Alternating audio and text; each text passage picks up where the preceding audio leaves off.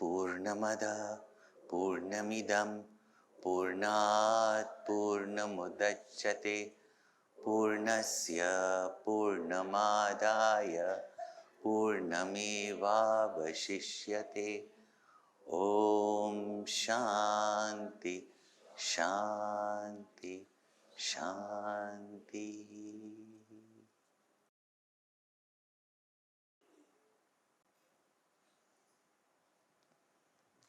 This morning we have seen the theme of vidya and avidya. This, when even applied to the society, to the world, to the nation, is very important to recognize the importance of both and how they have to be practiced. Just to revise, when it comes to Brahma Vidya, knowledge and karma cannot go together, and therefore it has to be practiced serially, one after another. When you say serially, one gives you the preparation, the other gives you the flight. So, there we have seen. However, in context here, it is between karma and upasana, and that also we have seen that how karma and upasana combined together gives us greater benefit. And if we take upasana as bhakti or love and karma as work and service, and since you've had discussion groups, Gurudev's beautiful quote, you can serve without love, but you can never love without serving. You can give without love, but you cannot love without giving.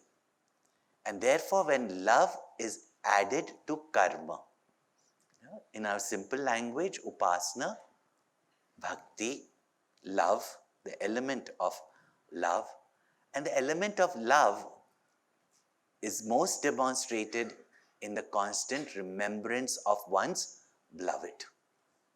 That's how later on upasana came to be called as bhakti, devotion. Now, having explained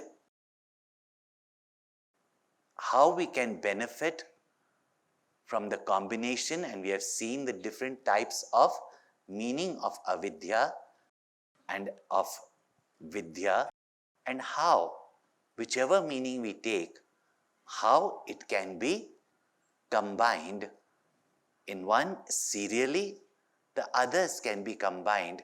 See, between jnana and karma, jnana meaning here knowledge of Brahman, action can, in the sense, first purification through karma yoga and then jnana, knowledge, which is reinforced with renunciation, meditation. Simple thing is, if you are meditating, can you be doing any action? If you are doing any action, it's not meditation. No? So this is what we have to understand. Having got a clear picture of this, but how it applies to us, we have explained towards the end. Do your actions as a worship to Bhagwan. This is the combination of karma and upasana. Yeah?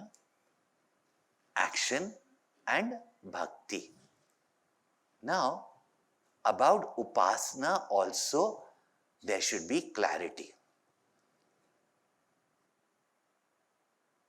We hear about two upasanas, that people, now upasana we have to understand, is not knowledge.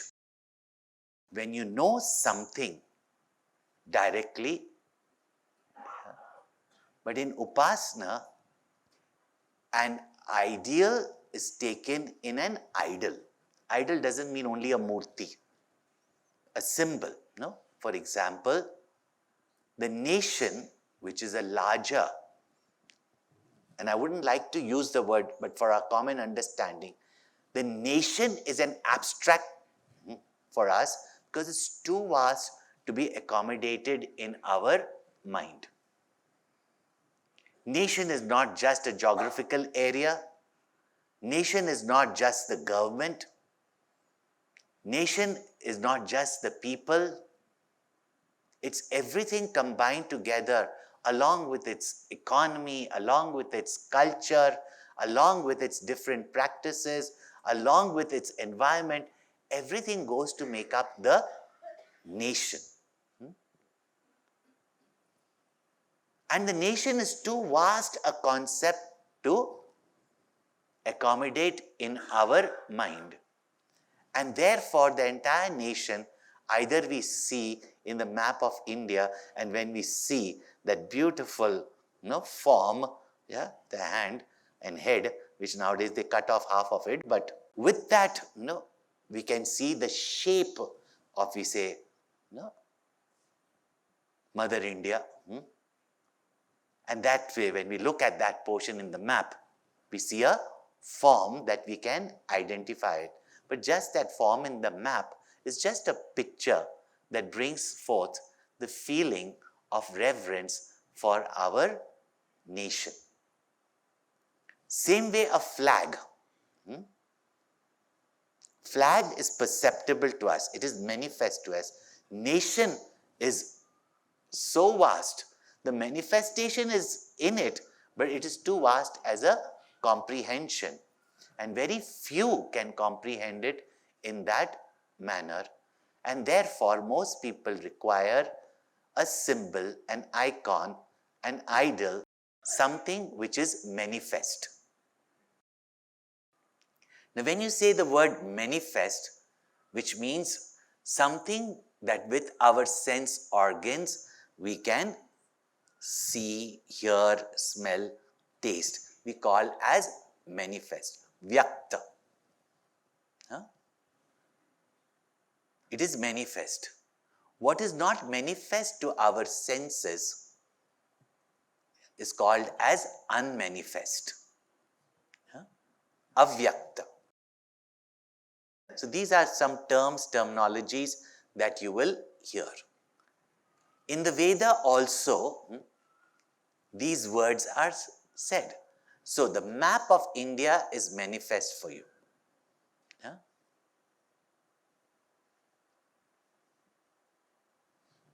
The Prime Minister is manifest for you. The ministers are manifest for you. But the government is unmanifest. See, understand that. No? Government is unmanifest. The same way,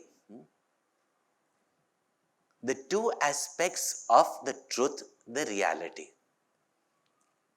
The Karya Brahma, which is unmanifest. The cause is unmanifest. For example, if you take water, what form can you give to water? But wave as well as the ocean. An ocean, however vast it is still something that has got a periphery, but water with its depth. So one is unmanifest, the other is manifest. So the cause is unmanifest, Karan is unmanifest, and Karya, the effect, is manifest. Now, enough of technicalities. I'll now put it in symbol words, because here there are also some technical words used. Sambhuti, manifest. Asambhuti, unmanifest. These are the two words going to be used here. So now if we have this understanding, now even in religion, even in Hinduism, which gives us the complete aspect of Purnata, the whole universe, and that which lies beyond it. And really speaking,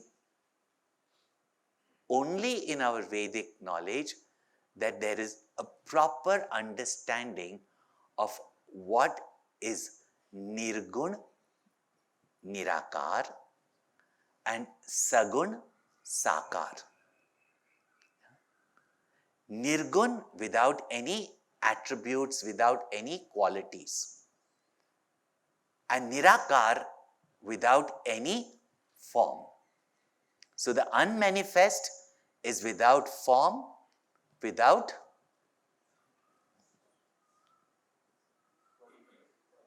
qualities, and therefore it's called as unmanifest. You cannot see with your senses, feel with your mind, and with your intellect, conceptualize it. This is called as nirgun, nirakar. Yeah? Now, about that also, and then you have sagun, sakar. Sagun with attributes, with qualities, and sakar with form. Now, the cause of this universe is unmanifest, not an object of our perception. And the whole universe of names, forms, qualities, sun, moon, star, earth, this is called as manifest. Therefore, this is called as Virat Roop of Bhagwan, or even called as Sambhuti in the Veda. And therefore, it is known Brahman, and since everything is from Brahman, the world is also Brahman. And when we take it as totality, now in that also, we cannot even understand everything in this world. But Sagun Sakar, we have to understand the entire gross Virat Roop of Bhagwan.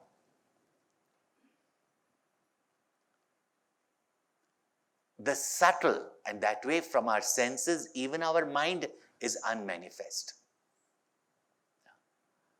But the total mind and intellect, which nowadays we just commonly say Bhagwan, Ishwar, but technically in Vedanta is called as Hiranyagarbha, the womb of this world, the creator of this world.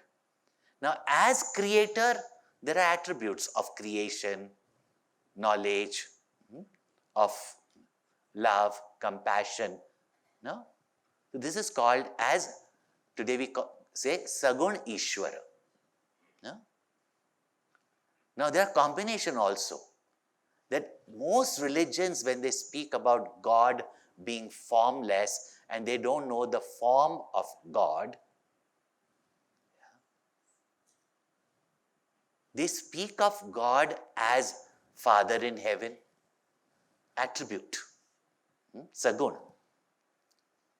Yeah. In Sikh, Data, giver. No? This is Sagun Brahma, whom we call commonly as Ishvara or God, whose love, even if we can't see his form, whose love, whose compassion, whose kindness, whose power, whose greatness, and even in our life is manifest for us. And this is how today we understand Sagun, Ishvara, but they talk about Sagun, but they call it as Nirakar. So different combinations are there also, let me tell you. तो कुछ लोग सगुण को मानते हैं पर उसको निराकार कहते हैं, right? Then there are others who understand sagun and nirgun, without any form but without even any attributes. So Brahman is without any attributes, and without attributes means any qualities, not even attributes as creator, not even attributes really speaking as karya, cause. And therefore, technically, the acharyas have pointed here as asambhuti, as karya brahma, and that is mula prakriti endowed with consciousness. This is for those who are studying, Upanishads. But I'm going to simplify it, so don't block off your mind. Others will say, Swamiji is just telling something, but commentary says, karya brahma, karan brahma. No. And as far as the commentators like Shankaracharya, they have to be very precise, no? And therefore the gain of it, etc. is pointed out. Now we'll read the verses, and then from what we understand today as nirgun, nirakar, upasana, and as I said, those who are saying nirakar, they are worshipping God with sagun only, and somewhere where there is sagun, there is an idea of some formless light, etc., which is also sakar only. And yet they find that these Hindus are idol worshippers, and then they worship many gods. They have no clue what they are talking about. And you don't become stupid to understand, feel, and be apologetic for being. Know your religion very well. It's far vaster and greater than which any other religion can even understand it. Yeah? We understand both what is sagun and sakar, nirgun and nirakar. And nowhere else nirgun, nirakar is understood. Those who speak about nirgun, nirakars using these words casually, and therefore you got many panthas also calling themselves, nirguni, nirakaris. Yeah. But as such, not knowing exactly what nirgun, nirakar is, and they also have to worship the form of their guru, which is sagun, sakar. Yeah? We have clarity that this entire manifest universe is the form of the Lord. And through this universe, we derive cooperation, sustenance, all this. And therefore, this Virat Roop is the Sagun Sakar form of the Lord. Now, when we cannot see it, we need a symbol like the flag. And therefore, in the Bhagavad Gita or even in the Upanishads, different Devata upasanas were pointed out. And Devatas were what? Sun, Moon, Surya, Chandrama, Agni, Fire, Prithvi, Earth.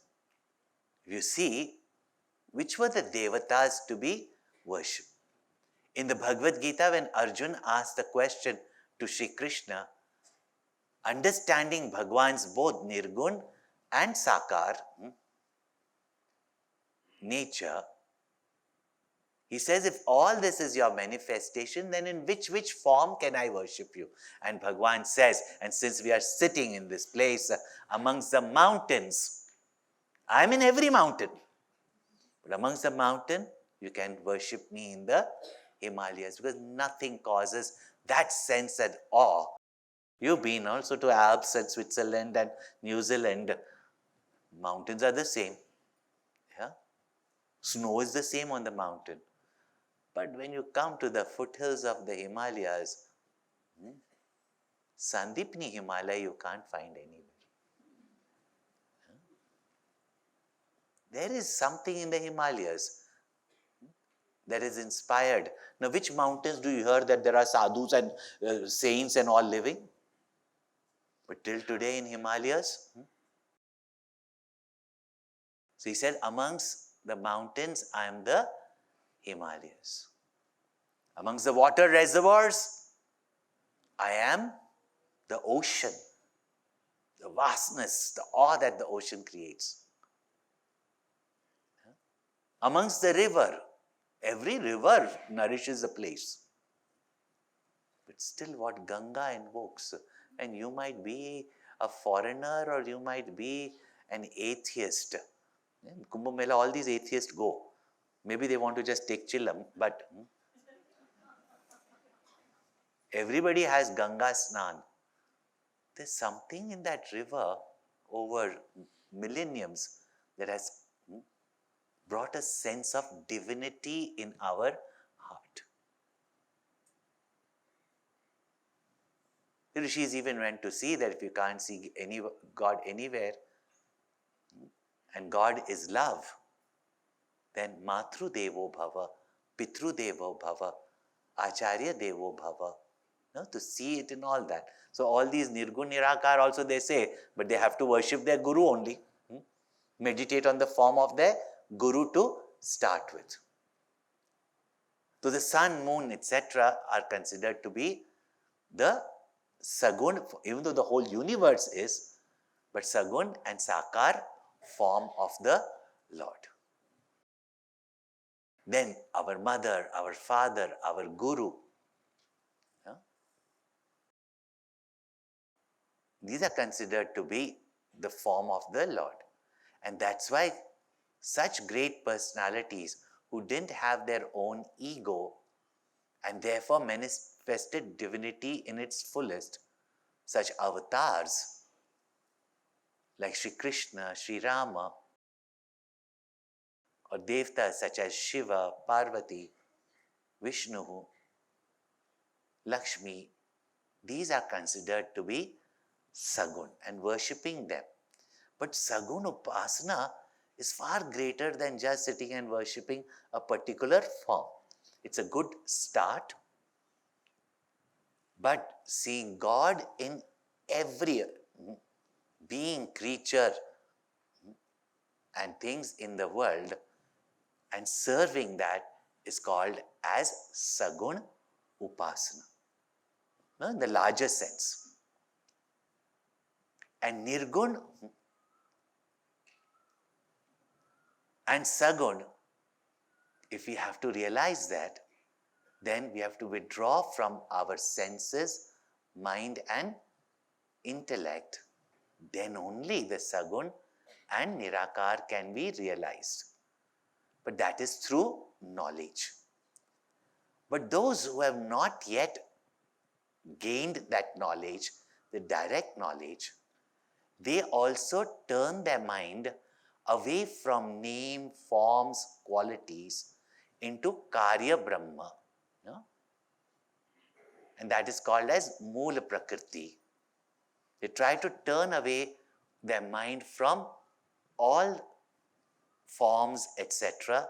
And therefore the forms, etc. do not affect them. The changes of the world doesn't affect them. And they turn their mind away from all names, forms, qualities. These are called as asambhuti upasaka, or what we say as nirgun nirakar upasaka. The word upasana is also called as vidya, but this is not jnanam, or what was said as vijanataha. So in upasana, an ideal is taken, not known fully and realized, and we turn our mind in single pointed series of thoughts towards that ideal, whether it is the manifest form or whether it is withdrawing from all forms into the cause, and that is unmanifest. Just as, to make it another way simple,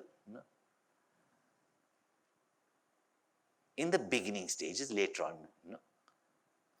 if a husband took his wife to a jewelry farm, to a jewelry shop, what would she say?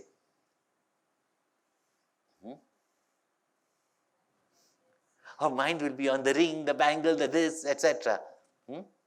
All the names and forms. So if she got a ring also, what is she seeing?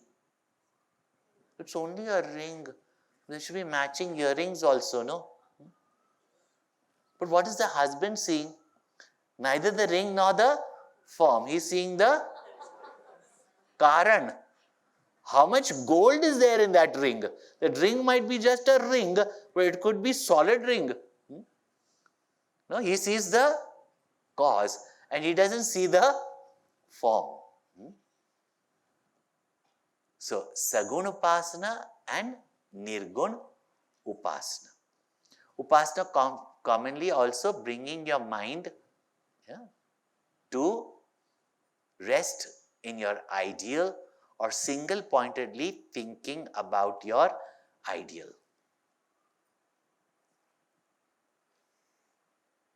Knowledge reveals the truth and even the thought is gone. So this is called as upasana. So we understand that the cause of this universe is unmanifest.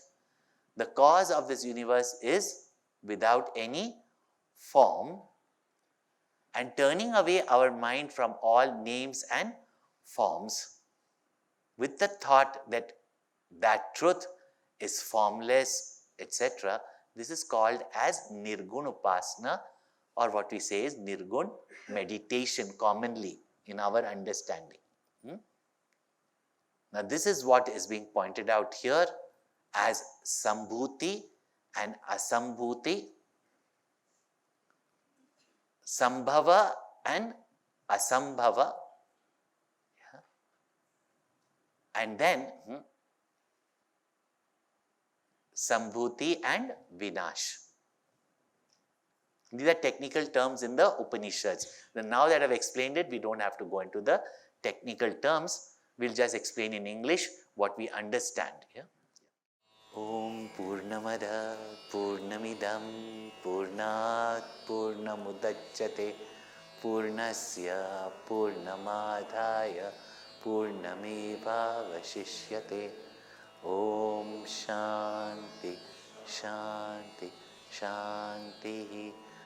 Hari Om. Shri Gurubhyo Namaha. Hari Om.